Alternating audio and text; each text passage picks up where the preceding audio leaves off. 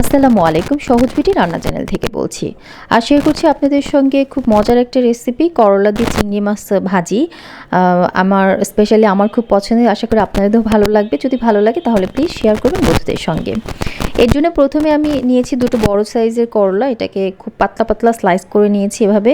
এরপর মাঝখান দিয়ে কেটে নেব, এভাবে পাতলা পাতলা স্লাইস করে মাঝখান দিয়ে কেটে নিয়ে এরপরে নিয়েছি দুটো আলুটাকে আমি প্রথমে পিল করে নিব, তারপরে করলার শেপেই প্রথমে স্লাইস করে নিয়ে তারপর মাঝখান থেকে কেটে নেব। আপনারা দেখতেই পাচ্ছেন কিভাবে করছি। এরপরে নিয়েছি দুটো বড় সাইজের পেঁয়াজগুলোকে ওই একই শেপে কাটবো এবং একটু মোটা করে, কারণ এই ভাজিটাতে পেঁয়াজ একটু মোটা থাকলেই ভালো লাগে। এভাবে একটু মোটা করে করে এই শেপে কেটে নিব। এরপরে দিয়েছি 5টা কাঁচামরিচ, এটাকে মাঝখান দিয়ে ফেলে নিয়েছি। এরপরে করলাটা ধুয়ে পরিষ্কার করে এর ভেতরে কিছুটা লবণ দিয়ে চটকে খুব ভালো করে একটু চটকে রেখে দিব, যেন এর ভেতর থেকে যে পানিটা থাকে ওইটা বের হয়ে যায়, তিতা পানিটা বের হয়ে যায়। এরপর আমি এখানে নিয়েছি চিংড়ি, আমি মাঝারি সাইজের চিংড়ি নিয়েছি। আপনারা চাইলে ছোট অথবা বড় সাইজের চিংড়িও নিতে পারেন। এরপরে চলে যাব আমি মূল রান্নায়। প্রথমে একটা ফ্রাই প্যান নিয়েছি, তারপরে এতে দিয়ে দিব পর্যাপ্ত পরিমাণে তেল। আমি এখানে 3 টেবিল চামচ পরিমাণ তেল নিয়েছি। তেলটা একটু গরম হয়ে আসলে দিয়ে দেব সেই পেঁয়াজ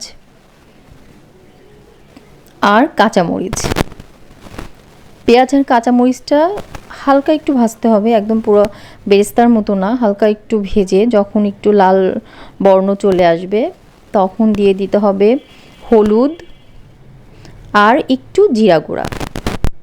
এরপরে দিয়ে দিতে হবে লবণটা সামান্য দিতে হবে, কারণ যেহেতু আমি লবণ দিয়ে চটকে রেখেছি, সো লবণটা একটু কম দিতে হবে। এরপর নেড়ে চেড়ে যখন মশলাগুলো মিশে যাবে তারপরে দিয়ে দিচ্ছি চিংড়িটা দেওয়ার পরে আবার একটু নেড়ে চেড়ে এই যে পেঁয়াজের পানিটা আছে সেই পেঁয়াজের পানিটার সঙ্গে চিংড়িটাকে ভেজে নিতে হবে। এরপর দিয়ে দিব সেই চটকে রাখা করলার আলু, এভাবে দিয়ে দিব, চিপে পানিটা ঝরিয়ে দিব। এর ভেতরে যে পানিটা আছে ওটা ফেলে দিয়ে চিপে ঝরিয়ে দিয়ে দিব। এরপরে খুব ভালো করে ভেজে নিতে হবে। এই রান্নাটা মিডিয়াম হিটে করতে হবে, হালকা বা হাই হিটে না, একদম মিডিয়াম হিটে রান্নাটা করলেই ভালো। এরপর কিছুক্ষণ নাড়ার পর, খুব বেশিক্ষণ নাড়তে হবে না, যতক্ষণ করলার কালারটা যেন চেঞ্জ না হয়ে যায়, জাস্ট আলুটা একটু সিদ্ধ হয়ে আসলে পরেই আপনার রান্নাটা হয়ে যাবে।